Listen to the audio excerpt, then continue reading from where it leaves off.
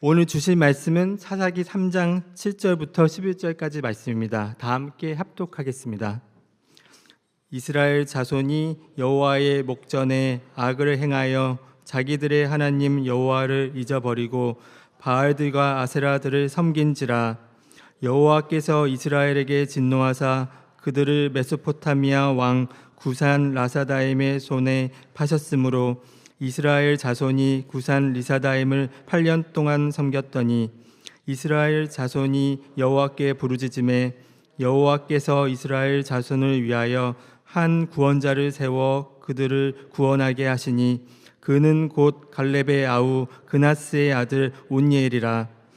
여호와의 영이 그에게 임하셨으므로 그가 이스라엘의 사사가 되어 나가서 싸울 때에 여호와께서 메소포타미아 왕 구산 리사다임을 그의 손에 넘겨 주심에 온니엘의 손이 구산 리사다임을 이기니라.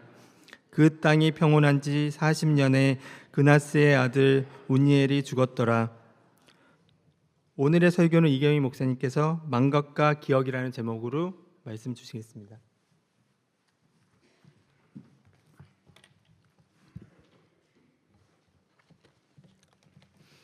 샬롬. 네, 사사기 본론에 해당되는 사사기 3장 7절부터 16장 31절까지는 12사사들의 이야기를 담고 있는데요. 사사들의 영웅담이 아니고 또 사사들이 주인공도 아닙니다. 사사기의 주인공은 은혜로 역사하시는 우리 하나님이십니다. 오늘 본문에 등장하고 있는 첫 번째 사사 온니엘이 소개되고 있는데 그 전에 바로 이스라엘 백성들의 죄, 악을 행하는 내용이 먼저 나옵니다. 그 악행은 우상 숭배했다는 것이고 그 우상 숭배의 그 원인은 여호와를 망각했기 때문입니다. 7절 말씀 다시 한번 같이 읽겠습니다. 이스라엘 자손이 여호와의 목전에 악을 행하여 자기들의 하나님 여호와를 잊어버리고 바알들과 아세라들을 섬긴지라. 여기서 이스라엘 자손이 자기들의 하나님 여호와를 잊어버리고 라고 말씀하는데 이때는 여호수아가 죽은 지 1, 2년 정도밖에 지나지 않은 시점입니다. 어쩌면 그렇게 빨리 이스라엘 자손들이 자기들의 하나님 여호와를 그렇게 빨리 잊어버릴 수 있을까 싶을 정도입니다. 그 원인은 제가 서두에서 말씀드린 대로 가나안 정복 1세대들이 본이 되지 못하고 온전한 순종의 모델이 되지 못했고 또 그들이 신앙을 온전히 그들의 신앙을 전수하지 못했고 뿐만 아니라 가나안 종교와 문화에 그 유혹이 워낙 강력했기 때문이다.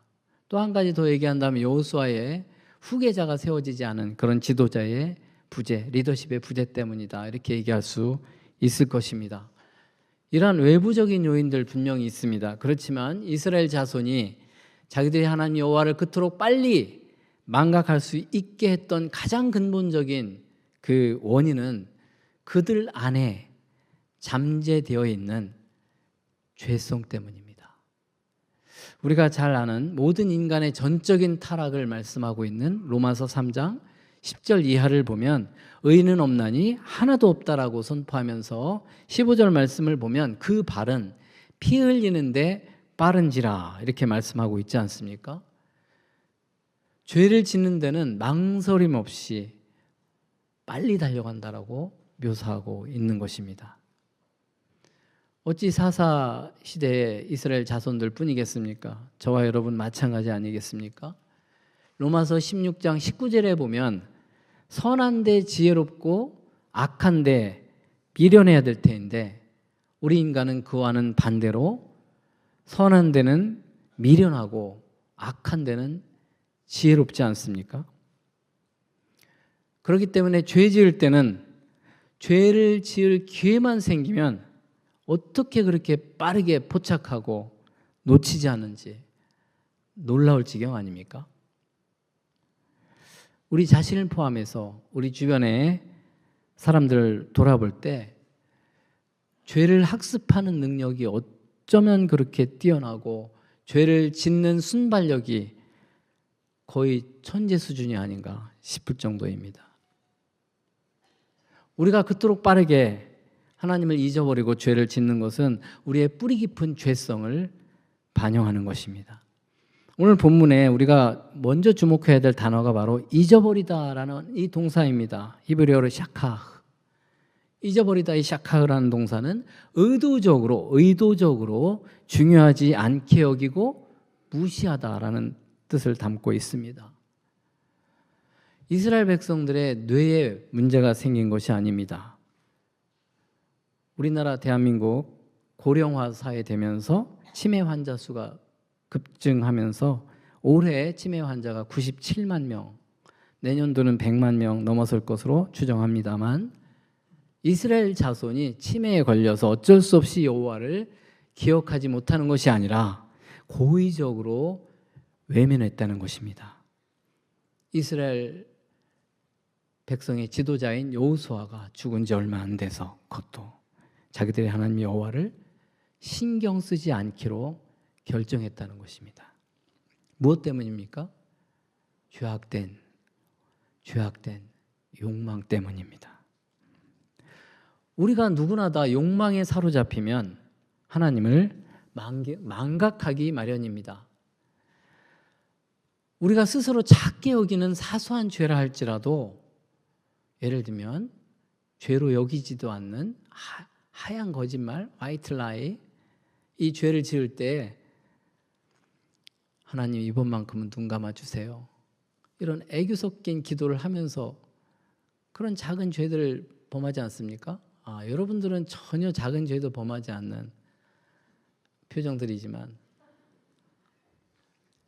그런데요, 그런 일시적인 그런 작게 여기는 그런 사소한 그런 죄로 여기는 그런 죄가 아니라 정말 자신의 욕망에 사로잡혀서 하나님을 의식해서는 도저히 저지를 수 없는 그런 명백한 죄를 저지를 때는요, 하나님을 노골적으로 배제하는 것입니다.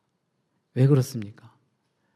하나님을 의식해서는 스스로 죄책감을 견디지 못하기 때문에 의식적으로 무의식적으로 방어 기제가 작동해서 하나님을 밀어내는 것입니다.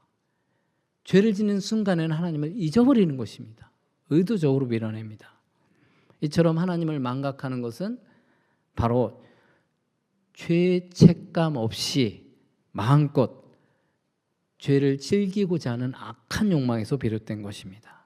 하나님은 우리의 이러한 악한 죄성을, 이런 체질을 너무나 잘 아시기 때문에 구약 성경에 보면요, 100회 이상 망각이라는 이 단어를 씁니다. 그러면서 망각하지 말라라고 경고하고 하나님을 잊어버리지 말라고 권면하십니다. 그 중에 신명기 말씀 4장 9절 말씀 같이 읽겠습니다. 오직 너는 스스로 삼가며 내 마음을 힘써 지키라. 그리하여 내가 눈으로 본 그 일을 잊어버리지 말라. 내가 생존하는 날 동안에 그 일들이 내 마음에서 떠나지 않도록 조심하라.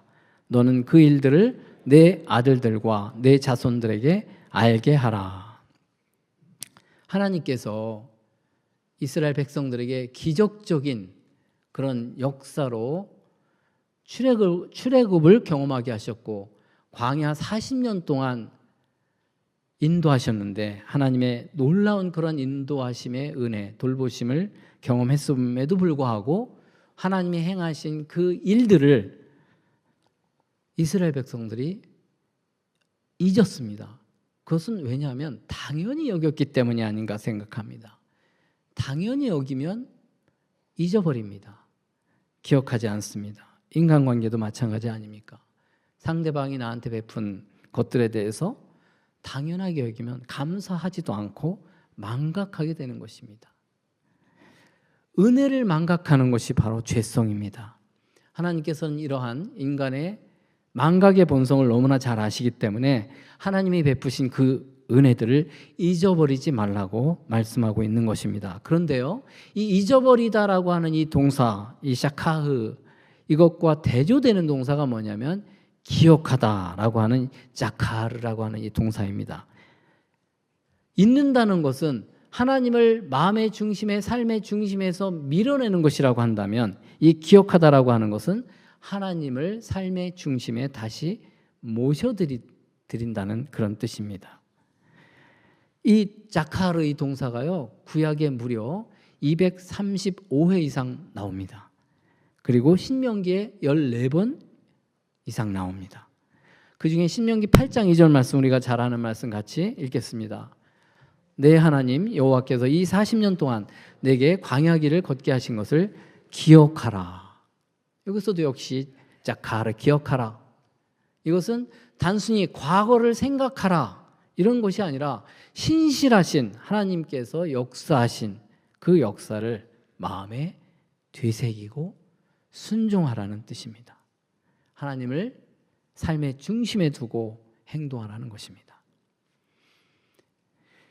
하나님께서 하나님의 은혜, 구원의 은혜와 인도하심의 은혜를 망각하지 말고 기억하라고 반복해서 이토록 강조하는 이유는 바로 우리의 죄성 때문입니다. 우리의 죄성을 너무나 잘 아시기 때문에 우리의 악한 본능이 끊임없이 하나님을 우리의 삶의 중심에서 밀어내려고 한다는 사실을 너무나 잘 아시기 때문에 우리가 하나님의 그 은혜를 기억하고 삶의 중심에 살아가지 않으면 언제든지 재빠르게 죄를 지을 수밖에 없는 존재임을 아시기 때문에 이렇게 강조하여 말씀하고 있는 것입니다. 아니나 다를까 이스라엘 자손들은 여호수아가 죽은 지 얼마 되지 않아서 자신들의 기억 속에서 바로 하나님을 고의적으로 지워버리고 바알과 아세라를 섬깁니다. 7절 말씀 다시 한번 보시면 하나님을 전혀 몰라서 바알들과 아세라들을 섬긴 것이 아니라, 잊은 것이 아니라 머리로만 알고 하나님을 삶의 우선순위에서 밀어내고 하나님 없이 살아도 괜찮다라고 여긴 것입니다. 그것은 의도적인 선택인 것입니다. 실수나 침해가 아닙니다. 삶의 우선순위에서 하나님을 뒷전으로 밀어내기로 결정한 것입니다. 그게 바로 아담과 하와가 지었던 죄이고 이스라엘 백성들이 반복해서 범했던 죄인데, 저와 여러분 역시 우리 교회 안에서도 얼마든지 벌어질 수 있는 현실입니다. 그렇게 하나님을 밀어낼 때 그 밀어낸 자리에 바로 다른 것들이 차지하고, 그러므로 그 결과는 우상숭배입니다. 하나님을 망각한 결과는 우상숭배인 것입니다. 우리가 하나님을 망각하게 되면 언제든지 다른 것을 섬기게 마련인 것입니다. 성도님들 잘 아시다시피 가나안에 주신 이 바알은 바로 풍요를 주관하는 이 남신입니다. 그리고 아세라는 바알의 아내로서 바로 쾌락의 여신을 말합니다. 그런데 오늘 본문에 보면 바알들과 아세라들 복수형으로 이렇게 표현하고 있습니다. 그것은 뭐냐면 이스라엘 각처에 이 다양한 이 바알들과 아세라 신들, 신상들과 제단들을 세워놓고 온갖 다양한 방식으로 우상을 숭배했다라는 것입니다. 우상 숭배가 그렇게 넓고 깊게 퍼져 있었다라고 하는 것을 보여주고 있는 것입니다. 오늘날 교회 모습이 마찬가지 아닙니까? 하나님을 믿는다고 하면서 그리스도인들이 온갖 종류의 풍요와 쾌락을 그 현대판 그런 바알과 아세라의 마음을 빼앗기고 있지 않습니까? 바쁘다는 핑계로 하나님을 잊어버리고 풍요와 쾌락을 누리기 위해서 하나님보다 다른 것을 더 의지하고 추구하고 살아가고 있지 않습니까? 하나님보다 다른 것을 더 의식하고 가치 있게 여기지 않습니까? 그 결과는 언제나 우상숭배입니다. 제가 올해 1월 달에 디도서 말씀을 가지고 말씀을 전하면서 대한민국 종교 분포를 소개해 드릴 때 2023년 기준으로 기독교 인구가 약 15% 감소 추세이지만 무속인의 수가 이미 100만 명을 넘었다고 말씀드렸고 무종교인이 무려 51% 이상으로 탈종교화 현상이 가속화되고 있다고 말씀드렸었는데요. 이 시간 추가로 말씀드릴 건 뭐냐면 개신교 교회 출석자 약 545만 명 중에서 이단으로 규정된 교회에 다니는 신자가 최소 34만 명에서 66만 명 정도로 추정을 합니다. 그리고요, 소위 가나안 성도가 이 중에 기독교인 중에 26.6%, 4명 중에 1명 이상이 아예 교회를 안 다니는, 그리스도인이라고 하면서 교회를 다니지 않는 사람들이라는 것입니다. 그리고 51%가 무종교인이라고 응답을 했지만 이들 중 상당수는 바로 실제로 굿을 하거나 점을 보면서 스스로는 종교인이라고 생각하지 않게 여기기 때문에 비종교인이라고 분류됐지만, 사실 이 사람들, 비종교인이라고 분류된 사람들 중에 미신을 믿는 사람들이 꽤 많다는 것입니다. 예전에는 무속을 미신으로 간주했지만 요즘은 아예 문화 콘텐츠로 아예 그 가치를 인정하고 있기 때문에 아무런 거리낌 없이 무속에 빠지고, 또 무속인들이 유튜브나 SNS 통해서 활동을 많이 하기 때문에 많은 사람들이 미혹당하고 그것을, 미신을 믿는 사람들이 점점 많아지고 있다는 것입니다. 어쨌든 대한민국의 이러한 우리나라의 무종교인 혹은 무속인들이 증가할 뿐만 아니라 이단과 가난한 성도가 증가하고 있다는 사실은 저를 비롯한 목사들을 비롯해서 우리 성도들의 책임이 크다고 생각합니다. 교회가 참 하나님을 망각하고 세속화와 혼합주의에 빠지게 되면, 바로 그 신앙으로 변질되면 그 자리에, 그 빈 공간에 다른 거짓 종교들과 우상들이 자리하게 된다는 사실을 우리가 명심해야 됩니다. 그런데 우리가 또 한 가지 경각심을 가져야 될 것은 뭐냐면, 하나님께서 당신의 택하신 백성들, 이 교회가 타락할 때 결코 좌시하지 않는다는 사실입니다. 하나님은 이스라엘에게 진노하셔서 그들을 메소포타미아 왕 구산 리사다임에게 파십니다. 8절 말씀 같이 다시 읽겠습니다. 여호와께서 이스라엘에게 진노하사 그들을 메소포타미아 왕 구산 리사다임의 손에 파셨으므로 이스라엘 자손이 구산 리사다임을 8년 동안 섬기더니, 이 지도를 보시면 메소포타미아는 이 지도에서 보다시피 티그리스 강과 유프라테스 강 사이에 있는 그 고대 국가 당시에 아주 강력한 그런 나라를 말합니다. 그곳을 다스리는 왕 구산 리사다임, 이 이름 뜻도요 바로 지독한 악당을 뜻하는, 2배로 악한 구산 사람이라는 뜻입니다. 하나님께서 그 악한 자가 다스리는 나라의 이스라엘을 파셨다라고 말씀하시는데요, 이 파셨다라고 하는 이 단어는 언약적 개념이 포함된 그런 단어입니다. 단순히 처벌했다라는 것이 아니고 이스라엘 자손으로 하여금 그들이 언약 백성임을 다시 한번 깨닫게 하고 그 신앙을, 언약 신앙을 회복하도록 하기 위해서 하나님이 그 목적으로 징계하실 때 자주 사용되는 단어입니다. 하나님께서 이미 이스라엘 백성에게 언약을 어기면 이방 민족의 지배를 받을 것이라고 경고하신 대로 그대로 이루어진 것입니다. 자녀가 죄를 범하면 그걸 내버려 두는 부모가 있습니까? 단호하게 징계하는 것이 당연합니다. 우리가 잘 아는 다윗 언약의 핵심이라고 할 수 있는 사무엘하 7장 14절 말씀을 보면 하나님께서 다윗의 이 후손에 대해서 자신이 아버지라고 말씀하시면서 아들이 죄를 범하면 방치하지 않고 징계하신다고 말씀하십니다. 7장 14절 말씀 같이 읽겠습니다. 나는 그에게 아버지가 되고 그는 내게 아들이 되리니 그가 만일 죄를 범하면 내가 사람의 매와 인생의 채찍으로 징계하려니와. 하나님이 이스라엘 다윗의 후손, 이스라엘 백성, 교회, 더 나아가서 교회 징계하신다는 것입니다. 아버지로서 죄를 범하면. 그런데 사람의 매와 인생의 채찍이라고 표현한 것은 바로 사람이나 상황을 직접 하나님이 징계하시는 것이 아니라 사람이나 상황을 징계의 도구로 사용하신다는 것입니다.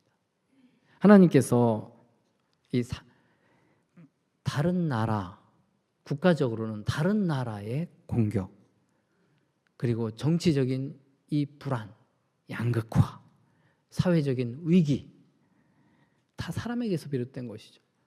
또 가깝게는 가까운 사람들로부터 책망받고 비난받고 공동체가 갈등하는 것, 이러한 사람에서 비롯된 것들을, 사람에서 비롯된 이러한 고난과 이 고통을 하나님이 매로 사용하신다는 것입니다. 그리고 상황을 채찍으로 사용하신다는 것은 실패와 수치, 질병과 경제적인 어려움, 여러 가지 사회적인 배척, 이런 걸 통해서 하나님이 우리를 징계하신다는 것입니다. 이것은 하나님이 심판자로서 우리를 가혹하게 형벌하시는 것이 아니라 아버지로서 사랑으로 징계하시는 것입니다. 하나님의 징계는 언제나 심판이 아니라 회복을 위한 수단인 것입니다. 우리가 겪는 모든 고난과 고통이 다 죄로 인한 것이라고 할 수는 없지만 혹여라도 저와 여러분이 겪는 이런 고난과 고통 속에서 그것이 바로 하나님이 사람과 환경을 통해서 징계하시는 매와 채찍이 아닌지 정직하게 성찰해 보시고 하나님과의 관계 회복 그리고 성장의 기회로 삼으시는 저와 여러분 되시기를 축원합니다. 이스라엘 백성들이 그 상황에서 어떻게 반응했습니까? 이스라엘 자손들은요, 그 악랄한 왕 밑에 무려 8년 동안이나 시달리고 나서야 하나님께 부르짖습니다. 9절 말씀 다시 같이 읽겠습니다. 이스라엘 자손이 여호와께 부르짖음에 여호와께서 이스라엘 자손을 위하여 한 구원자를 세워 그들을 구원하게 하시니 그는 곧 갈렙의 아우 그나스의 아들 온니엘이라. 이 악한 왕 밑에 8년 동안 견디다가 부르짖었는데요, 우리가 이 부분을 좀 더 실감하기 위해서 도저히 상상할 수 없는 상상이지만, 만약에 우리 대한민국이 저 세계적인 독재자 이 김정은 치하에 1년이라도 견딜 수 있겠습니까? 끔찍하죠. 그런데 이스라엘 자손은요, 그 고대 당시에 이 악랄한 왕 밑에 8년을 버틴 후에야 비로소 여호와께 부르짖습니다. 참 독하죠. 뒤늦게나마 그래도 부르짖는 것이 다행입니다. 그런데요, 이 부르짖었다라고 하는 것은 단순히 살려달라고, 그저 살려주세요라고 부르짖는 차원이 아닙니다. 이 구절에 나오는 이 부르짖다라고 하는 이 단어는 단순히 고통스러워서 살려달라고 외치는 것이 아니라 하나님과의 언약적 관계 속에서 언약 백성으로서의 정체성을 확인하고 바로 하나님께 회개하며 도움을 요청한다는 그런 뜻입니다. 그렇기 때문에 이 부르짖음 속에 전제되는 게 뭐냐면 언약의 하나님에 대한 기억을 회복했다는 것입니다. 진정한 회개는 바로 이 언약의 하나님 앞에서 언약 백성으로서의 정체성을 회복할 때 일어나는 것입니다.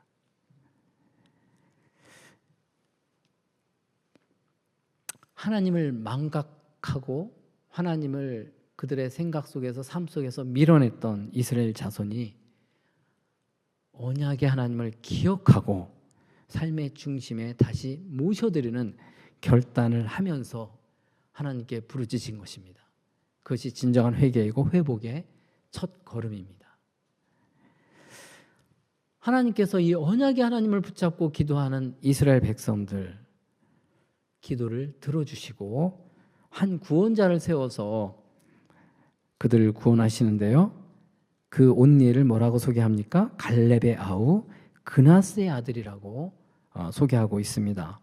갈렙의 아우 그나스의 아들이다. 잘 들으셔야 되는데 갈렙의 아우가 아니라요, 갈렙의 아우 그나스의 아들입니다. 이 말씀이요, 오늘 본문뿐만 아니라 사사기서 1장 13절과 여호수아 15장 17절에도 똑같이 소개합니다. 동일 인물입니다. 같이 한번 읽어볼까요? 갈렙의 아우 그나스의 아들인 온니엘이 그것을 점령함으로 갈렙이 그의 딸 악사를 그에게 아내로 주었더라. 여호수아에서는 자기 딸이라고 표현합니다. 갈렙이 자기 딸을 이 온니엘에게 주었다는 말씀입니다. 그러니까 바로 온니엘은 여호수아와 갈렙과 더불어서 가나안 정복 전쟁에 참여했던 가나안 정복 1.5세다라고 할 수 있는 사람입니다. 전사입니다. 용사입니다. 그래서 기럇 세벨을 정복함으로써 갈렙의 사위가 되었습니다. 이때 온니엘의 나이가 50세 전후로 추정을 합니다. 그렇다면 사사로 부름 받았을 때의 나이는 그 후로부터 좀 학자들마다 차이가 있지만 보통 적게는 60세에서 많게는 80세로 봅니다. 노년의 나이에 하나님께 사사로 부름을 받은 것입니다. 하나님께 쓰임 받는 데는 나이가 중요하지 않습니다. 나이가 절대적이지 않습니다. 우리 갱신공동체 성도님들 너무 나이 때문에 나이를 의식하고 나는 이제 더 이상 쓸모없어라는 생각 안 하시기 바랍니다. 저 개인적으로 저는 교회에서 우리 성도님들 한 분 한 분 교회에서 빌 때마다 감동입니다. 은혜를 사모해서 그 노구를 이끌고 나오시는 모습 자체가 감동입니다. 지난 4월 19일 날 봄맞이 대청소 할 때도 많은 분들이 나오셔서 열심히 교회 구석구석을 청소하는 거 보고 정말 감동받았습니다. 이 교회 예배당에 대한 애정이 얼마나 큰지 모릅니다. 예배당 이런 봉사하지 않더라도 저는 우리 성도님들이 예배당에 나오는 것 자체가 주의 은혜를 사모해서 나오는 모습 자체가 감동이고 그거 자체가 서로에게 선한 영향력을 미치고 있다고 생각합니다. 우리가 예배당을 열심히 청소하는 것보다 더 중요한 것은 뭐냐면 우리의 몸된 그리스도의 몸된 지체인 우리 성도를 소중히 여기고 그 성도를 섬기는 것이 훨씬 더 중요합니다. 그럴 때 우리가 서로를 바라볼 때마다 영향을 받고 감동을 받고 선한 영향력을 주고받는 그런 존재가 될 수 있는 것입니다. 오늘이 비대위원장 선거일입니다. 누가 선출되느냐보다 더 중요한 것은 뭐냐면 서로 내가 원하는 분이 당선되지 않았다 할지라도 우리 성도님들이 서로 다른 미래에 대한 생각을 갖고 여러 가지 생각의 견해가 다르다 할지라도 그것을 인정은 안 돼도 인정할 수는 없어도 존중해 주는 태도가 정말 필요합니다. 그럴 때 우리가 몸된 교회를 세워나가는 가장 기본적인 그런 자세를 갖게 되는 것입니다. 하나님께 쓰임받는 가장 기본적인 전제입니다. 온니엘이 잘나서 쓰임받은 것이 아닙니다. 온니엘에게 하나님의 영이 임하셨기 때문에 쓰임받은 것입니다. 10절 말씀 같이 읽겠습니다.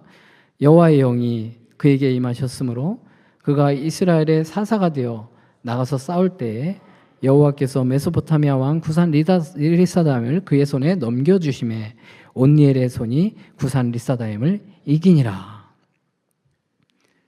온니엘에게 여호와의 영이 임하셨을 때 비로소 그는 이스라엘을 구원하는 사사로서의 사명을 감당할 수 있었습니다. 온니엘이 어떤 인물입니까? 아까 말씀드렸듯이 광야에서 태어났습니다. 그리고 여호수아와 갈렙과 더불어서 가나안 땅 정복 전쟁을 수행했던 용사입니다. 그 경험과 그 능력 출중했음에도 불구하고 하나님께서 그것 때문에 사용했다라고 말씀하고 있지 않습니다. 오히려 그도 함께 8년 동안 그렇게 이스라엘 백성들과 더불어서 그냥 안주하면서 살고 싶은 마음이 있었을 것입니다. 부름받지 못했습니다. 그런데 하나님의 영이 임하심으로 그가 하나님께 사사로서 귀하게 쓰임받은 것입니다. 오직 성령의 능력으로 쓰임 받은 것이고 승리한 것입니다. 그래서 영적 전쟁이라고 얘기하는 것입니다. 가나안 정복 전쟁은. 마찬가지로 우리가 교회에서 하나님의 귀한 일꾼으로 쓰임 받기 위해서는 성령에 사로잡힌 바 되어야 됩니다. 우리가 성령에 충만하지 않으면 절대로 영적 전쟁에서 승리할 수 없고 하나님께 쓰임 받을 수 없습니다. 하나님의 일꾼으로 쓰임 받을 수 없습니다. 이스라엘 자손은 8년 동안 고통을 받았지만 40년간 평안을 누립니다. 11절 말씀 같이 읽겠습니다. 그 땅에 평온한 지 40년에 그나스의 아들 온니엘이 죽었더라. 여기서 평온이라고 하는 이 단어는요, 단순히 전쟁이 없다는 그런 의미를 넘어서서 바로 사회적으로나 영적으로 그리고 외부적으로 위협이 없는 그런 평화로운 상태를 말합니다. 단순히 전쟁이 없었다는 뜻이 아닙니다. 온니엘이 40년 동안 사사로서 그가 이런 피스메이커로서의 역할을 잘 감당했다는 것입니다. 노년의 나이에. 아까 말씀드린 대로 광야에서 태어나서 얼마나 힘들었고 정복전쟁하면서 힘들었기 때문에 가나안 땅에서 얼마나 안주하고 싶었겠습니까? 하지만 노년에 부름받아서 무려 40년간 귀하게 피스메이커로서 쓰임받다가 아름답게 파란만장한 그 인생을 아름답게 마감한 것입니다. 사랑하는 성도 여러분, 저와 여러분이 정말 남은 인생을 피스메이커로 귀하게 쓰임받게 되기를 축원합니다. 그렇게 아름답게 인생을 마감하기 위해서는요, 마지막으로 저는 디모데전서 4장 13절 말씀 가지고 권면해 드리고 싶습니다. 디모데전서 3장 13절 말씀 같이 읽겠습니다. 내가 이를 때까지 읽는 것과 권하는 것과 가르치는 것에 전념하라. 물론 이게 디모데라고 하는 목회자에게 준 편지이지만은 우리 갱신 공동체 모든 성도들은 목회자 마인드를 가진 성도님들인 줄로 믿습니다. 그렇다면은 저와 여러분이 정말 여호와의 은혜를 망각하지 않고 하나님 앞에 남은 인생을 귀하게 쓰임 받기 위해서는 바로 하나님의 말씀에 전념해야 되는 것입니다. 아무것도 하지 말고 말씀 공부하고 묵상하라는 것이 아닙니다. 늘 하나님의 말씀을 마음판에 새기고 성령 충만함으로 말씀대로 살아가라는 것입니다. 왜 그렇습니까? 우리는 기회만 있으면 하나님의 말씀으로 성령으로 우리가 채워지지 않으면 순간순간 끊임없이 하나님을 망각하고 죄를 저지르려고 하는 우리의 죄악된 욕심, 욕망 때문입니다.